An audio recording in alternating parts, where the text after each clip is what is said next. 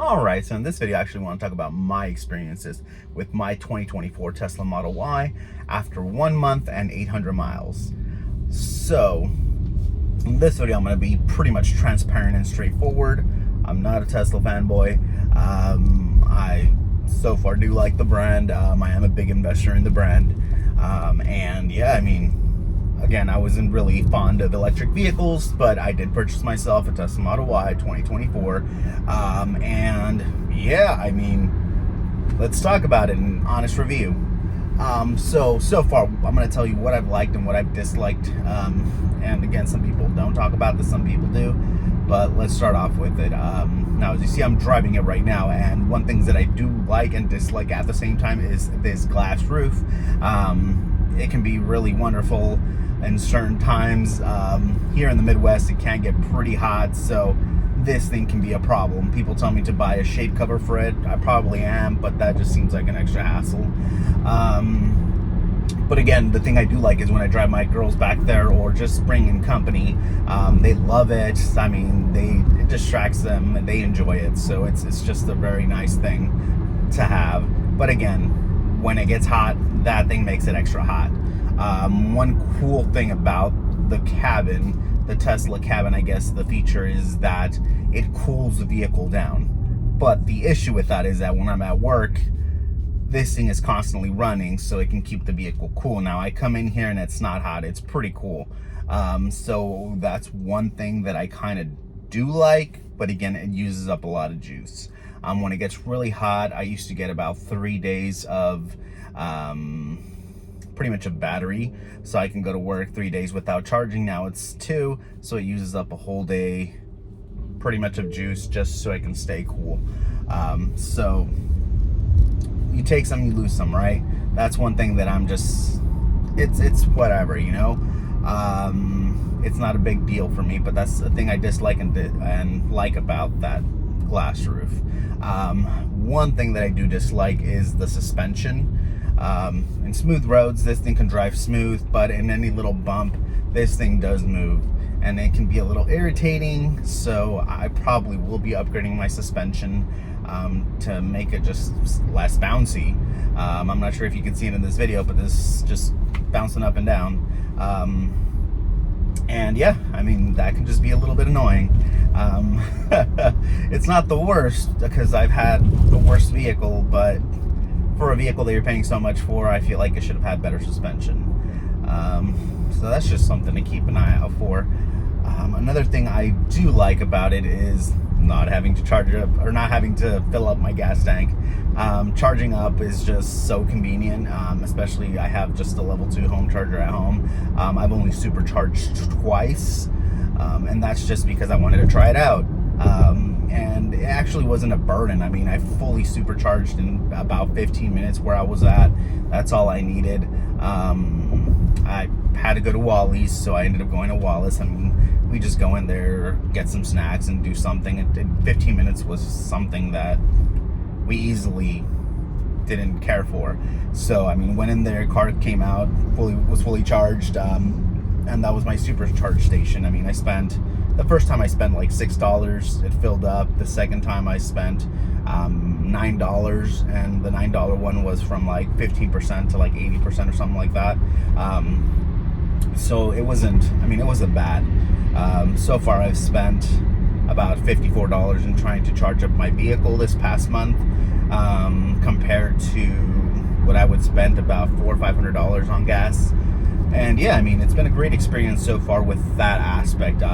So far I haven't missed going to the gas station. I do go to the gas station to go get snacks as well, you know, sometimes, because apparently like QTs are popular here, so gas stations are a thing. But I still go, but not often, not where, you know, my situation with gas vehicles was getting out of work, I'm pretty much needing to fill up, and I'm tired, there's traffic, and I don't want to go to the gas station, so I have to plan out for the next day to wake up a little bit earlier so I can go fill up and go to work and be ready for the week. In this situation, I just go home, plug in the car, and I'm good. And again, I charge every 2 to 3 days, so that's not bad at all.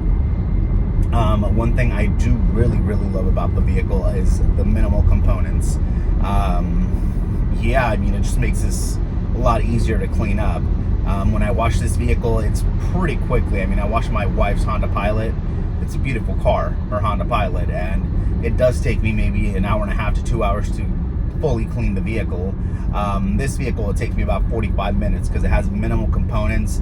Again, everything can just be wiped down, cleaned out. Everything's just simple, and that's one of the reasons I like this vehicle. I do see a lot of videos out there, and I'll be doing a video for accessories that people put in their Teslas. For me, I did buy accessories, but again, they were very minimal. I know people like those buttons and all these other things, and I'm like, the reason I got a Tesla was to keep it minimal, not to customize it and make it so clumpy. And again, I see a lot of videos out there that people have all these accessories that clump up their vehicle. And again, for me, the point of a Tesla is to be basic and simple and straight to the point, so it can do its job, get you from point A to point B efficiently. But again, everybody has a different preference, and that's the good thing about a Tesla. You can customize it the way you want. But again, yeah, when you see my accessories video, you're going to see it's just basic things that they're just needs for my vehicle. They're nothing over exaggerated, nothing with buttons and extra this and extra that. They're going to give extra features to the vehicle. I mean, no, I mean, I want a basic, simple vehicle. This vehicle does what I needed to do. And again, that's a big thing for me. So again, it's a very simplistic, it's kind of like when you say you, and not trying to bring any fuss on this, it's when you have like an Android and have an iPhone. Android has all these customizable features. You can do so many things with it, and people love the iPhone. Or people love the Android, but the iPhone is a basic phone. It has a great camera. It does what you need it to do, and that's pretty much it. This is kind of like the Teslas. I feel is like an iPhone. So like, yeah. I mean, I think that's really great on that part. It's just basic. It has, it's not too crazy, and it does the job. So, I mean, that's a big plus for me. Let's see. I mean, that's. I feel like that should pretty much be it. I mean, using that screen is, once you get used to it, it's fairly easy. Everything done there. I mean, like I said, once you get used to it, it's good. I do miss some of the buttons because, you're kind of used to that. But, I mean, you can just use voice command, and that really does help out a lot, which is pretty nice. Oh, yeah, and one thing I do want to mention that I do not like is full self-driving.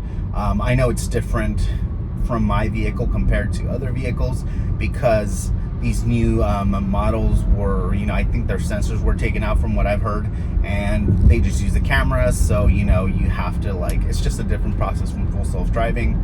I do like it at times, but I feel like it's not as good. I did try my cousin's vehicle out. I mean, he works for Tesla, and he has a pretty nice model, I think it was a Model X. And yeah, I mean, riding his vehicle, he had the sensors, and his vehicle drove FSD perfectly fine.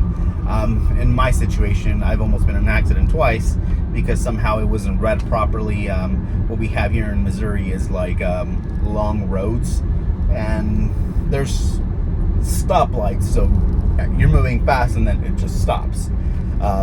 So this wasn't able to read it that properly. There's situations where I just had to jump and take control. It was pretty much just two situations, but overall in traffic it does well. When I'm taking back roads, when I want to go to run errands, it does full self-driving well.